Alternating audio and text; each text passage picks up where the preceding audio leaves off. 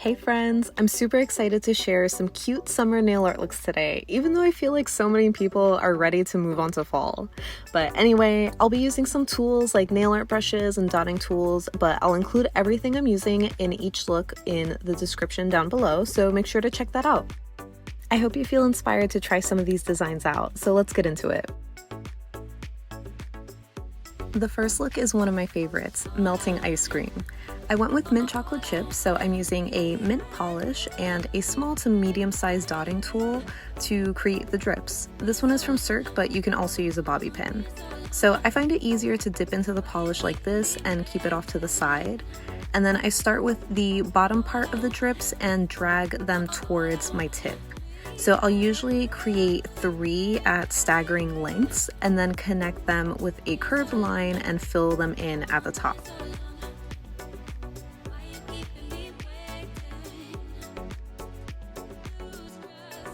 Once I was happy with the drips, I went in with Spotted from Cirque to add my mint chips, but you can also use a black polish and a toothpick to create tiny specks.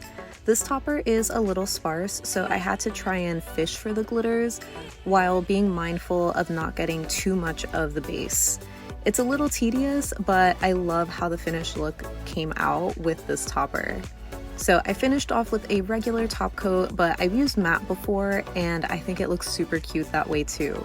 So far I've done a classic vanilla with rainbow sprinkles, strawberry, and cookies and cream variations, so I'd love to know which flavor you would end up painting.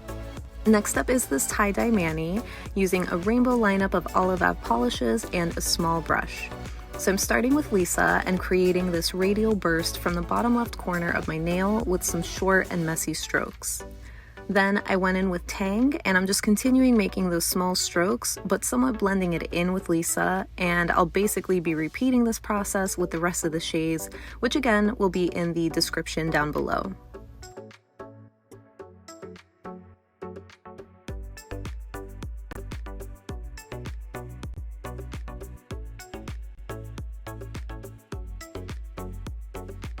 It's been a while since I did a tie-dye design, so I am a little rusty, but doing a second coat helps so much, so just go over it until you're happy with it. And after top coating, I think it looks so fun. If you don't have a small brush, you can basically accomplish a very similar look by using somewhat of a dry brush technique, where you wipe off most of the polish from the brush, and that makes it easier to feather out. So this is a good no tools needed design. So I decided to work backwards for whatever reason, but I'm more or less doing the same thing with feathering out the colors in small strokes.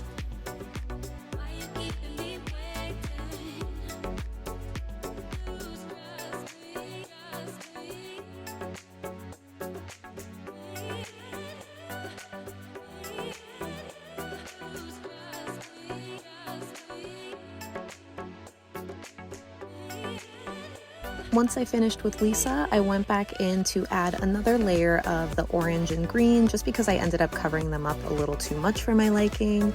But yeah, that's basically the finished look. It might look a little bit messier, but it's tie-dye. It's supposed to be messy. Up next, I'm recreating a design I did last summer that's perfect for the beach. I used this gorgeous glittery blue and slowly created this swoop across the tip of my nail, only using the nail polish brush. For this look, I'm also going to be using a toothpick, but if you have a small brush, you can use that as well. So I went in with another coat of this blue just to build up the color a little bit more.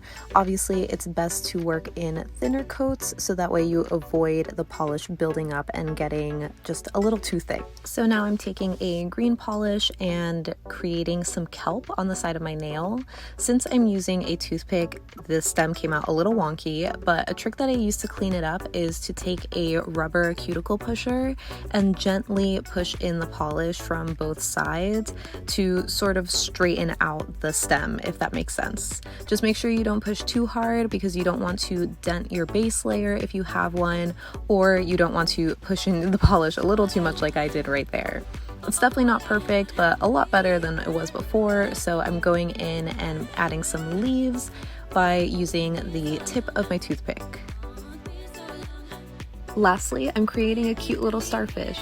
So I'm basically starting from a center point and then dragging the polish out. I find it easier than painting a star and then filling it in because it's just come out a little too round or chunky for me before. But once you're happy, seal it in with top coat, and that's basically it.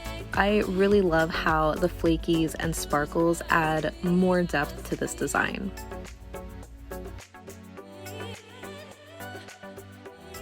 So next I'll be showing you how I painted these summer florals. I'll be using a smallish size dotting tool.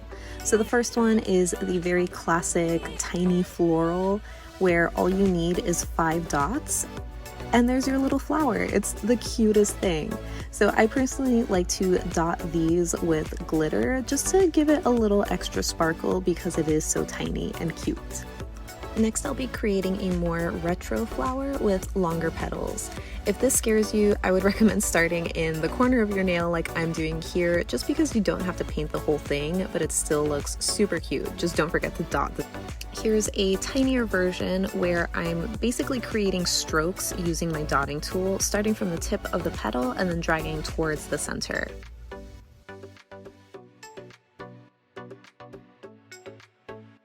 I still struggle with this type of flower, but I think it helps so much to create your center point first and then create the petals after, like I'm doing with this flower. Except I think I added too many petals. But just keep filling in the space with different styles, sizes, and colors of flowers for a fun and varied pattern. Next, I'm painting some watermelon half moons using a toothpick. So if you don't have a prominent lunula, I think it's easiest to create some guides to mark how wide your half moons will be first and then create a half circle from there. So I start by connecting the 2 dots and then bring the polish up. I would recommend starting on the smaller side and then adding from there until you're happy with the shape.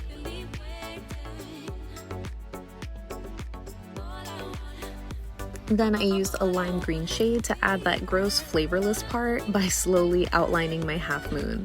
You could obviously use white, but I just personally really love these 2 shades together. So I'm slowly stippling the polish and just going back and forth to cover up any bald spots. Then I repeated the process using a darker green for the rind. As you can see, I ended up overlapping a little too much, so I added another coat of the lime green to make the lines more uniform. The final step is to carefully add in your seeds and of course top coat to seal in your design. Just make sure it's fully dry so you don't risk smearing it. This is definitely one of my favorite designs that I've done, but I wanted to show you some other fruit options just to show you that you don't have to just stick to watermelon for summer. So the first one that I did on my pinky here is a little passion fruit. Then I have an orange on my ring finger, which I've also done as a full mani. Then here's a little kiwi that is just so cute. And then lastly, a dragon fruit. So I'd love to know which one of these is your favorite or if you'd wear them all. And lastly, I have this super cute fruit salad. This one is obviously the most intricate and definitely time consuming, but I ended up using a fine detail brush and a small dotting tool for this look. I think this is straightforward enough to follow without a voiceover, but let me know if you have any questions.